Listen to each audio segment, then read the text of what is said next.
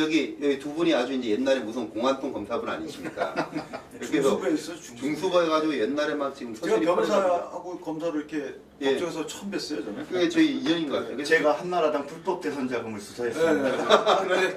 그때 제가 이겼나요? 우리 정 위원장님이 이겼나요? 그때 당연히 유죄 났죠. 그래서 지금 요번에 이제 특검에 대한 이제 좀 문제점들을 좀 지적을 많이 하는데 이제 과연 저희들은 이제 좀 저희들이 소위 속된 말 좀 지서야 될 것 같습니다. 왜 그런가 하면은 워낙 이제 여론에 이제 지금 종편들도 정신을 못 차리고 막 이렇게 이제 여론에 이제 뒤따라가지고 이렇게 부안해동 하는 것 같은데 지금 특검에 대해서 어떻게 생각하십니까? 우리 정준길 우리 위원장님은. 그럼 팀 구성을 잘못한 것 같아요. 떴다고 하는데 잠깐만. 팀을 구성을 하면은 항상 강경파와 온건파가 있고 신중파와 적극파가 있고 그래서 여러 가지 시각을 가지고 사물과 사건을 바라봐야 제대로 된 판단을 할 수 있는데 이거 뭐 박영수 우리 특검은 정말 씩씩하신 분이잖아요. 뭐 강력으로 기본적으로 유명했었던 분이고 특수수사만 했던 분이고 거기서 제일 핵심적인 역할을 하고 있는 윤석열 검사 역시도 비슷한 색깔이거든요. 옛날 제가 했던 불법 대선자금 수사는 성공을 하고 노무현 대통령 사건 수사가 실패한 이유들을 저는 불법 대선자금 수사는 검사를 강원을 잘 섞어서 했어요. 근데 거기에 비해서 당시에 노무현 대통령을 수사하는 그 특검팀은 이인규 그 중수부장부터 시작을 해서 우병우 당시 중수과장까지 강경 일색으로 간 거예요. 강경하게 몰아붙이니까 부러지는 거죠.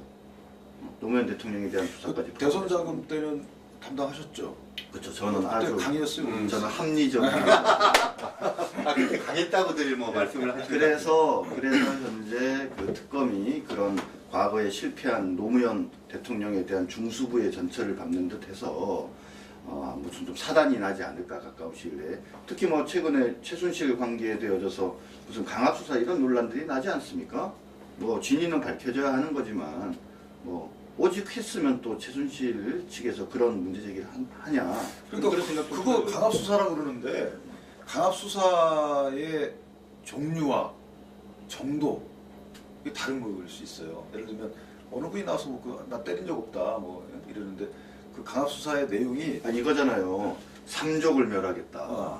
근데 저는 약간 시각을 달리, 그러니까 아까 말씀하신 강압수사는 이미 언론 보도에도 나와 있는 팩트만 갖고도 이건 강압수사라고 봐야 된다는 것들이 있어요. 그래요, 맞아요. 뭐냐면 예를 들어 좀 특검이 그 소환해가지고 조사하는 상당수의 사람들은 저녁에 갑니다.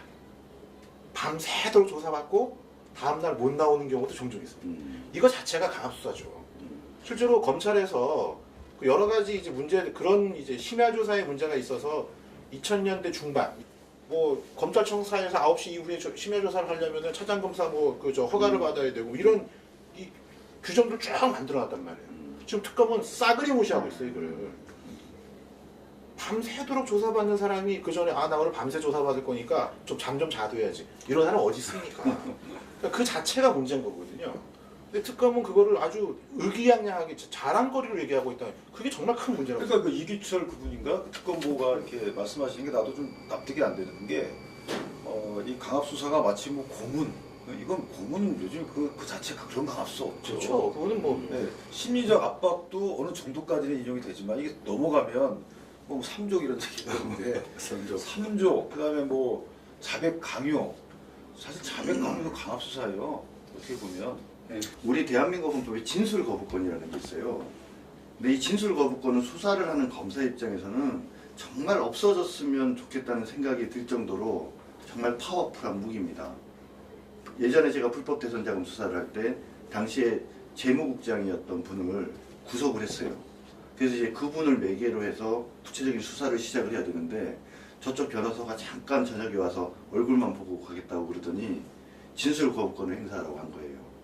그래서 그분이 그때 자백 강요하셨어요 그때? 아니 진술을 거부하니까 우리가 뭐라고 물어보기도 전에 다음날 그래서 아침에 소환을 했더니 자기는 진술 거부권 행사합니다. 그래서 입을 딱 닫아버리는 거죠. 그럼 물어볼 수가 없잖아요. 그런데 어떻게 합니까 진짜? 그래서 40여일 동안 거의 한 2달 가까운 동안 그분이 진술 거부권 행사해서 정말 수사하는데 어려웠거든요. 근데 요번 같은 경우도 그런 거예요. 그러니까 제가 이 얘기를 왜 하냐. 우리는 그러니까는 방법이 없잖아요. 우리는 그래서 삼종멸한다 이런 얘기 안 했거든요.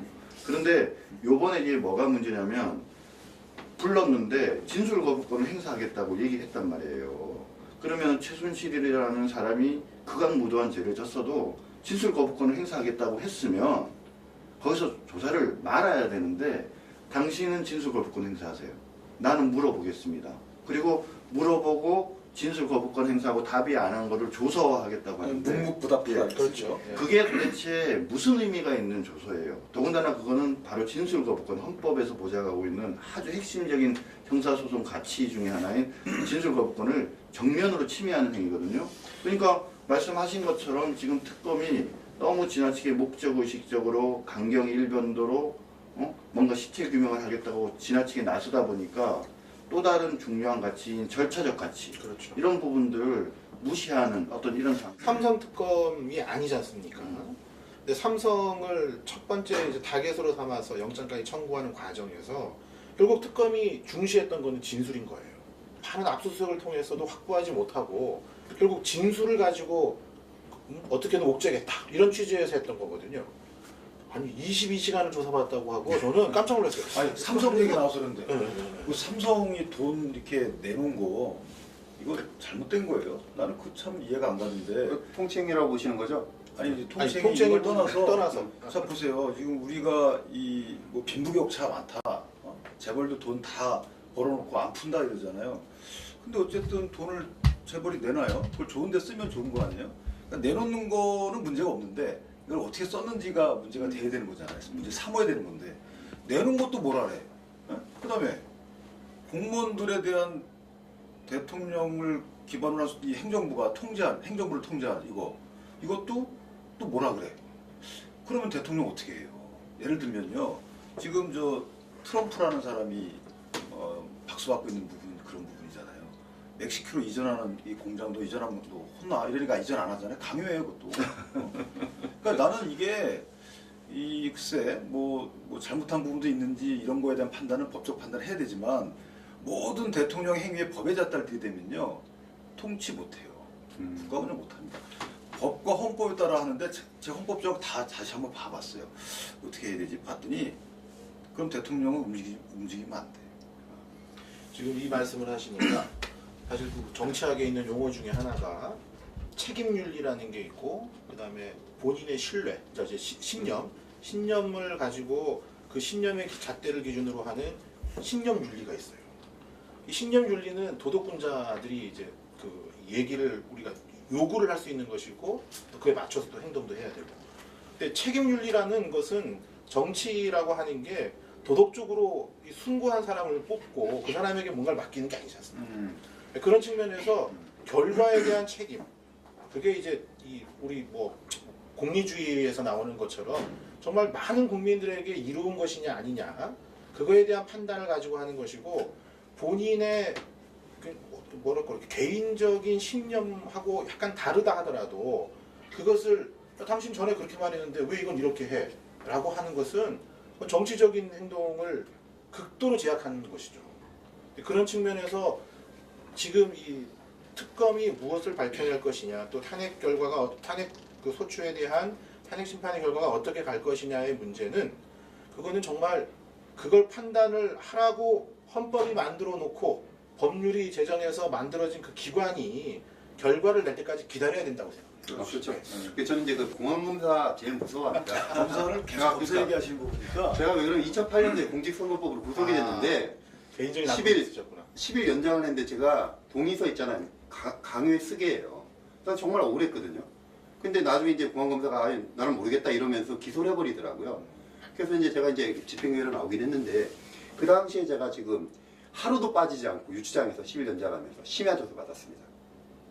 그리고 이제 아주 강압 조사, 심지어 저한테 당신 이제 여자로 빼는 거 빼고 만드는 거 빼고 다 된다. 우리가 이제 엮으면 다 엮이니까 무조건 이제 자별 가능하죠. 그런 검사가 있다는 게 참 아니 그러니까 아니, 분명히 저 정말 경험하셨다 그러니까. 그러니까 저는 그래서 정말 우리나라 이제 대한민국의 검찰이 좀 낮은 줄 알았는데 요번 또 특검을 보니까 그래서 저는 제일 이제 우리 검사 출신 변호사들이 저는 좀 제일 미워요.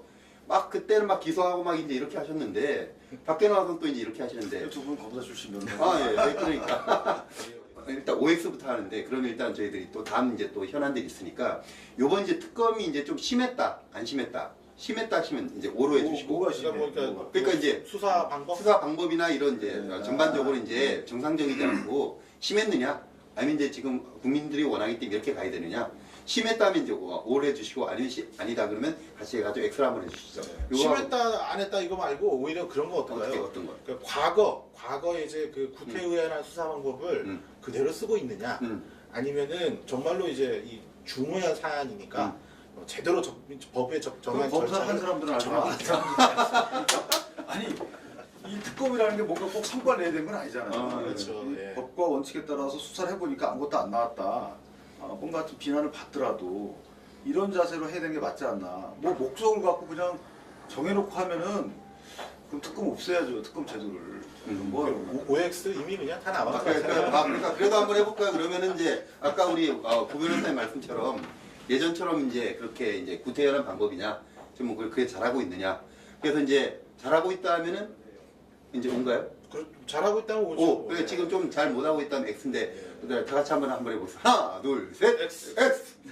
저희들이 이건 정말 의견 일치를 받네요. 아까 이제 우리 아까 저희들이 이제 다른 정당 문제에서는 약간 저희들이 좀 이제 의견이 있었는데 그럼 저희 다른 정당이 아니라 이제 새누리당의 이제 그 비대위 비대위. 활동과 관련해서 약간 다른 게 있었죠. 다른 게 이제 저는 질문을 하려고 그런 것 같아요. 이제 하시려고 하시려고. 이제 저희들이 이제 좀 탄핵 좀 재밌게 무슨 탄핵 이야기 좀 하죠. 탄핵 얘기가 어떻게 재밌을 수가 있어요? 아니 그러니까 이제 실질적으로 일단은 저희가 드라마틱하게. 드라마틱하게 정말 이게 초유의 일이 벌어질 것 같지 않아요. 그러니까 지금 그러니까 그럴 수도 있다. 그러면 이제 각기 이제 좀 의견을 주셨으면 좋겠습니다. 뭔가 하면은 탄핵이 이제 될 것 같냐 이제 그거하고 그 다음에 그 탄핵에 대한 의견 우리가 다 헌재 의원이라고 생각하고 저도 이제 전과자 출신이긴 한데 저도 이제 헌재라고 생각하고 저도 의견을 낼 테니까 이제 어떻게 먼저 윤 변호사님 어떠십니까? 탄핵이 될 것 같냐? 이게 바라는 건 아니고 관찰하면 인용될 것 같다. 인용 결정을 할 것 같아요. 그렇고 그러면 어떻게 또 왜 돼야 될 것 같아? 많이 우리 본인이 이제 저는 개인적으로 이게 법리적으로. 그러니까 법리적으로를 떠나서 법리적으로 보면 좀 문제는 있어요. 솔직히 문제는 있어요. 근데 법리를 떠나서 이게 만약에 기각 결정이 돼서 문제다. 대혼란에 빠질 것 같아요. 그러니까 어차피 헌재는 정치기관이니까 탄핵 결정을 그런 측면에서 할 거다. 이런 생각을 합니다. 법리뿐 아니라 법리를 떠나서 법리를 떠나서 또 뭐 그게 우리 나라를 생각하는 여러 사람이 눈물을 머금고 그런 생각 하시는 분들도 있어요. 좋다. 그러면 이제 그런 의견이시고 저도 탄핵은 될 것 같습니다. 그러니까 탄핵이 될 것 같은 이유를 법리적인 관점에 설명하는 것은 너무 좀 복잡해요. 근데 이제 가장 중요하게 헌법재판소가 내세우는 탄핵의 인용 요건이 뭐냐면 국민들에게 정치적인 신뢰를 잃었느냐 말았느냐 이 부분이거든요. 그리고 아까 정치재판이라는 표현을 하셨는데 그런 것 때문에 우리나라가 아닌 헌법재판 제도를 가지고 있는 나라는 법률가가 아닌 헌법재판관들이 다수 있습니다. 그런 측면에서 볼 때 저는 탄핵은 인용될 것 같다. 우리 정윤길 위원장님 어떻습니까? 현재 분위기로는 탄핵이 인용될 가능성이 많은데요. 두 가지 변수가 있다고 봅니다. 지적하신 것처럼 탄핵은 형사재판이나 민사재판이 아니라 정치재판이거든요. 두 가지인데 첫 번째는 뭐냐면 국민 여론입니다.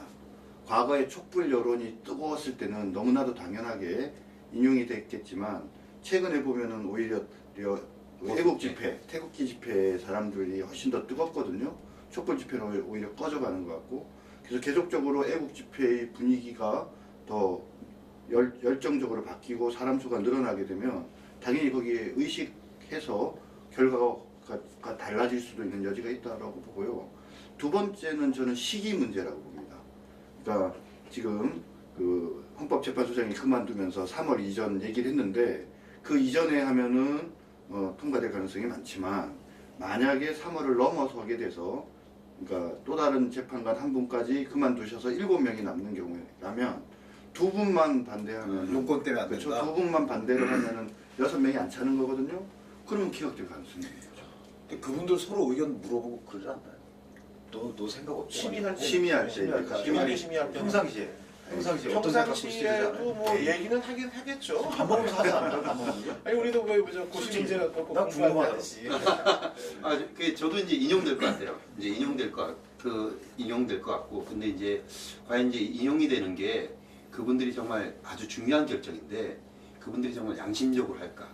저는 이제 사실 그 마음속에 한번 들어가고 싶어요.